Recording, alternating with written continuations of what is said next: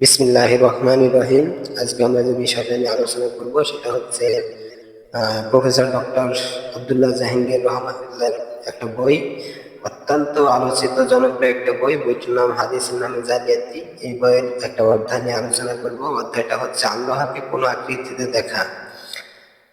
চক্ষু আল্লাহকে দেখতে পারে না, পবিত্র কোরআনে আছে চক্ষু আল্লাহকে দেখতে পারে না বলে কোরআনে বলা হয়েছে তিনি দৃষ্টির অধিগম্য নয়, কিন্তু দৃষ্টিশক্তি তার অধিগত।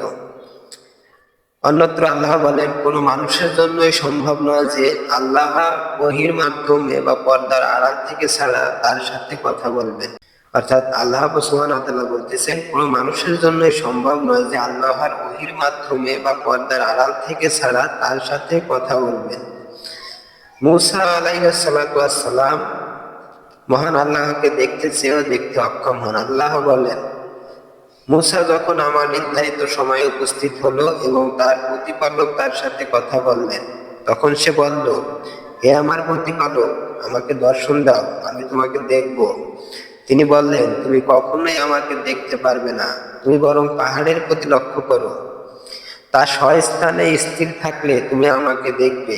যখন তার প্রতিপালক পাহাড়ের জ্যোতি প্রকাশ করলেন, তখন তা পাহাড়কে চূর্ণ বিচূর্ণ করলো এবং মূসা সংজ্ঞাহীন হয়ে পড়ল। এ সকল সুস্পষ্ট নির্দেশনার আলোকে মুসলিম উম্মাহ একমত যে পৃথিবীতে কেউ আল্লাহকে দেখতে পারে না।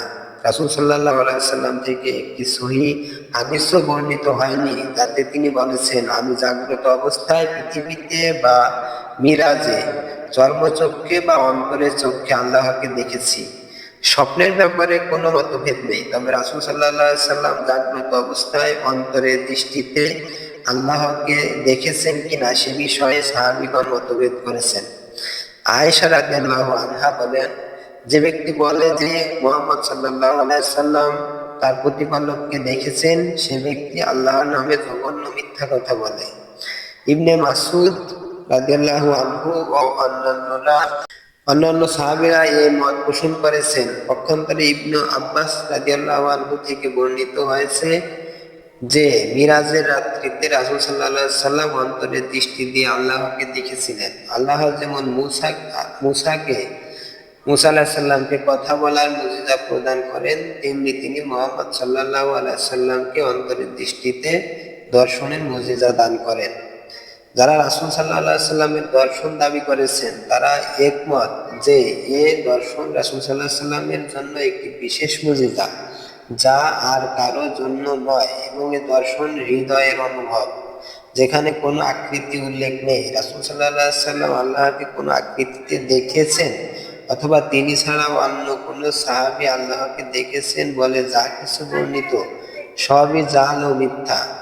মিরাজের রাত্রিতে বা আরাফার দিনে বা মিনার দিনে বা অন্য কোনো সময় বা অন্য স্থানে অন্য অবস্থায় রাসূল সাল্লাল্লাহু আলাইহি সাল্লাম আল্লাহকে বিশেষ কোনো আকৃতিতে দেখেছেন অর্থে সকল হাদিস জাল। যেমন তাকে যুবক দেখেছেন, তাকে পরিহিত দেখেছেন, উট বা খচ্চরের পিঠে দেখেছেন, বা তাজ পরিহিত দেখেছেন, ইত্যাদি সব জাল ও মিথ্যা। ইত্যাদি সব কথাই জাল অথবা মিথ্যা। এ জাতীয় ভিত্তিহীন একটি বাক্য, আমি আমার প্রভুকে একজন দাড়িগোঁফ ওঠেনি এমন যুবক রূপে দেখেছি, মুহাদ্দিসগণ বাক্যটিকে জাল বলে ঘোষণা করেছেন। অনুরূপভাবে উমর রাদিয়াল্লাহু আনহু নামে জালিয়াতগণ বানিয়েছেন, আমার প্রভুর নূর দ্বারা আমার অন্তর আমার প্রভুকে দেখেছে, আমার প্রভুর নূর দ্বারা আমার অন্তর আমার প্রভুকে দেখেছে। আলী রাদিয়াল্লাহু আনহুর নামে জালিয়াতগণ বানিয়েছে, যে প্রভুকে আমি দেখি না সে প্রভুর ইবাদত করি না। এইসব সাহাবীদের নামে জাল করা হয়েছে। আরেকটা বিষয় আছে, সেটা হচ্ছে 70 বা 70,000 পর্দা। সহিহ হাদিসে বর্ণিত হয়েছে যে মহান আল্লাহর নূরের পর্দা রয়েছে, তবে পর্দার সংখ্যা, প্রকৃতি ইত্যাদি বিস্তারিত বিবরণ সহিহ হাদিসে পাওয়া যায় না। কিছু হাদিসে আল্লাহর পর্দার সংখ্যা বলা হয়েছে। আমাদের দেশে বিভিন্ন ওয়াইজ 70,000 নূরের পর্দা, 70টি পর্দা, 7টি পর্দা ইত্যাদি কথা বলা হয়।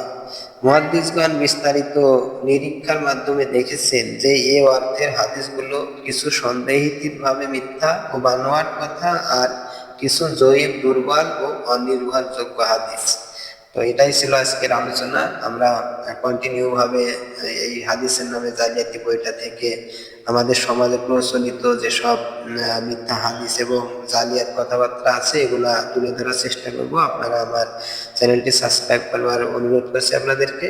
আসসালামু আলাইকুম।